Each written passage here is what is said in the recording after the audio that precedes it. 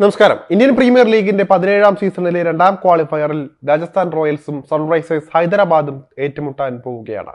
ജയിക്കുന്ന ടീം ഫൈനലിൽ കൊൽക്കത്ത നൈറ്റ് റൈഡേഴ്സിനെയാണ് നേരിടാൻ പോകുന്നത്. സഞ്ജു സാംസൺ നയിക്കുന്ന രാജസ്ഥാൻ വീണ്ടും ഒരു ഫൈനൽ കളിക്കുമെന്ന് പ്രതീക്ഷിക്കുന്നവരാണ് ഏറെ. ഇത്തവണ ശക്തമായ താരനിരയുള്ള രാജസ്ഥാൻ കപ്പിലേക്ക് എത്താനും സാധ്യത കൂടുതൽ തന്നെയാണ്. രാജസ്ഥാൻ റോയൽസ് എലിമിനേറ്ററിൽ RCBയെ തോൽപ്പിച്ചാണ് രണ്ടാം ക്വാളിഫയറിലേക്ക് എത്തുന്നത്. ഹൈദരാബാദിനെതിരെ രാജസ്ഥാൻ ഒരൽപ്പം മുൻതൂക്കം അവകാശപ്പെടാനുണ്ടെങ്കിലും സ്ഥിരത അവർക്ക് പുലർത്താൻ സാധിക്കുമോ എന്നതാണ് കണ്ടറിയേണ്ടത്. ഇപ്പോഴും ചില ദൗർബല്യം രാജസ്ഥാനെ വേട്ടയാടുന്നുണ്ട്. അതെന്തൊക്കെയാണെന്ന് വിശദമായി നോക്കാം. അതിലൊന്നാമത്തെ കാര്യം ബാറ്റിംഗ് നിരയുടെ സ്ഥിരതയില്ലായ്മ തന്നെയാണ്. രാജസ്ഥാൻ നിരയിൽ സ്ഥിരതയോടെ കളിക്കുന്ന ആരും ഇല്ല എന്നതാണ് വസ്തുത. ജോസ് ബട്ട്ലർ ടീം വിട്ടതോടെ രാജസ്ഥാന്റെ ഓപ്പണിംഗ് കൂട്ടുകെട്ട് തകർന്ന അവസ്ഥയാണ്. ടോം കോലറിന് പവർ പ്ലേ മുതലാക്കി കളിക്കാൻ സാധിക്കുന്നില്ല. സഞ്ജു നായകൻ എന്ന നിലയിൽ ബാറ്റിംഗ് ശൈലി മാറ്റാൻ ശ്രമിക്കുമ്പോൾ വലിയ തിരിച്ചടിയായി അത് മാറുകയും ചെയ്യുന്നുണ്ട്. നിലയുറപ്പിച്ച ഇന്നിങ്സ് കെട്ടിപ്പടുക്കാനാണ് സഞ്ജു ശ്രമിക്കുന്നത്. എന്നാൽ ഈ ഒരു ശൈലി സഞ്ജുവിന് വശമില്ല എന്നത് അറിയാവുന്നതാണ്. സഞ്ജു തന്നെ പറഞ്ഞിട്ടുണ്ട് തനിക്ക് തുടക്കം മുതൽ അടിച്ചു കളിക്കുന്നതാണ് ശീലം എന്നത്. അതുകൊണ്ട് തന്നെ പരമാവധി ക്രീസിൽ നിന്ന് റണ്ണ് പതുക്കെ ഉയർത്തി കൊണ്ടുവരാൻ സഞ്ജുവിന് സാധിക്കുന്നില്ല. അതുകൊണ്ട് തന്നെയാണ് ആ ഒരു രീതി പാളിപ്പോകുന്നത്. സഞ്ജുവിന് ആ ഒരു തന്ത്രം പാളിപ്പോകുന്നത്. റിയാൻ പരാഗാണ് രാജസ്ഥാൻ നിരയിൽ ഭേദപ്പെട്ട പ്രകടനം കാഴ്ചവെക്കുന്ന മറ്റൊരു താരം. ക്വാളിഫയറിൽ പരാഗിന്റെ പ്രകടനം രാജസ്ഥാന് നിർണായകമാകുമെന്ന കാര്യത്തിൽ സംശയമില്ല. ടോപ്പ് ഓർഡർ ഒന്ന് മിന്നിക്കിട്ടിയാൽ വലിയ സ്കോറിലേക്ക് ഉയരാൻ രാജസ്ഥാന് സാധിക്കും എന്നതിൽ സംശയമില്ല. സാധാരണ നമ്മൾ രാജസ്ഥാൻ മത്സരങ്ങളിൽ കാണുന്നത് ടോപ്പ് ഓർഡർ പോയാൽ പിന്നെ മധ്യനിരയും ടെയിൽ ബാറ്റ്സ്മാൻമാരും എല്ലാം തന്നെ പാളുന്നതാണ്. ചെറിയ വിജയലക്ഷ്യം പോലും പിന്തുടർന്ന് ജയിക്കാൻ അവർ വല്ലാതെ പാടുപെടുന്നുണ്ട്. കഴിഞ്ഞ മത്സരങ്ങളിൽ നിന്ന് അത് വ്യക്തമായതുമാണ്. അതിവേഗം റൺസ് ഉയർത്താൻ പരാഗിനും ധ്രുവ് ജുറേലിനും ഷിംറോൺ ഹെറ്റ്മയറിനും റോമാൻ പവലിനും സാധിക്കും. അതുപോലെ തന്നെ ഏറ്റവും പേടിക്കേണ്ട ബാറ്റർമാരാണ് രാജസ്ഥാൻ നിരയിലുള്ളത്. പക്ഷെ അവർ അവസരത്തിനകത്ത് ഉയരാത്തതാണ് ഏറ്റവും വലിയ ആശങ്ക നിൽക്കുന്നത്.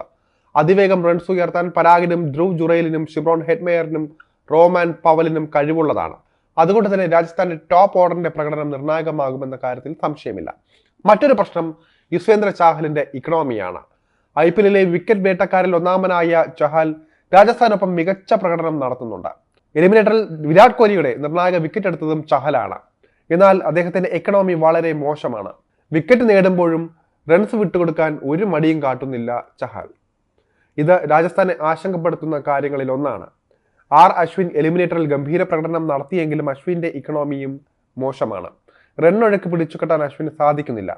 ഇതും സഞ്ജുവിന് തലവേദനയാകാൻ സാധ്യതയുണ്ട്. എന്നാൽ നേരിയ ആശ്വാസമുള്ളത് ചെന്നൈ പിച്ച് സ്പിന്നിന് അനുകൂലമാണ് എന്നൊരു കാര്യമാണ്. അതുകൊണ്ട് തന്നെ ബാറ്റർമാർ മികച്ച രീതിയിൽ രാജസ്ഥാനെ മുന്നോട്ട് കൊണ്ടുപോയി ഒരു നല്ല സ്കോറൊക്കെ എത്തിച്ചു കഴിഞ്ഞാൽ ബോളർമാർ അത്ഭുതം കാട്ടും. പ്രത്യേകിച്ച് ലോകോത്തര ബോളർമാരായ അശ്വിനും ചഹലും രാജസ്ഥാനൊപ്പമുണ്ട്. ഇനി മൂന്നാമത്തെ പ്രശ്നം സഞ്ജുവിന്റെ ബാറ്റിംഗ് ആണ്. സഞ്ജു ആദ്യ മത്സരങ്ങളിലെല്ലാം തന്നെ കടന്നാക്രമിച്ച് കളിച്ച താരമാണ്. അവിടെയൊന്നും സമ്മർദ്ദം അധികം ഇല്ലായിരുന്നു. ജയിച്ചാൽ ജയിച്ചു, തോറ്റാൽ തോറ്റു എന്ന നിലയിലായിരുന്നു കളിച്ചിരുന്നത്. എന്നാലും എല്ലാം സഞ്ജുവിന് ഒത്തിണങ്ങി വരികയായിരുന്നു എല്ലാം. പിന്നീട് സഞ്ജുവിന്റെ താളം തെറ്റുകയായിരുന്നു. ആ ശൈലി തന്നെ മാറുകയായിരുന്നു.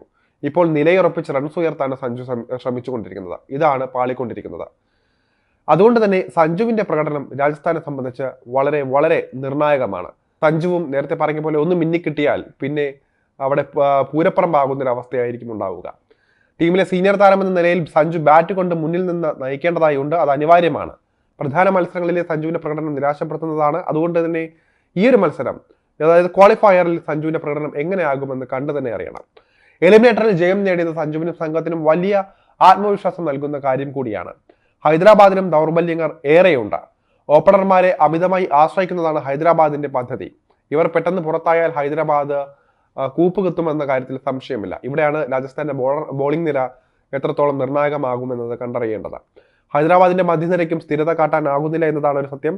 ടോപ്പ് ഓർഡർ തകർന്നാൽ തകർച്ചയിലേക്കാണ് ടീം പോകുന്നത് എന്നത് നമ്മൾ കണ്ട് തന്നെ മനസ്സിലാക്കിയതാണ്. ഇത് ഹൈദരാബാദിനെ തളർത്തുന്ന ഒരു കാര്യം കൂടിയാണ്. ഹൈദരാബാദിന്റെ പേസ് ബോളിംഗ് നിരയാണ് അവരുടെ ടീമിന്റെ ശക്തി. എന്തായാലും മികച്ച പോരാട്ടം രണ്ടാം ക്വാളിഫയറിൽ ഉണ്ടാകുമെന്ന് തന്നെ പ്രതീക്ഷ കാത്തിരുന്ന് തന്നെ കാണാം.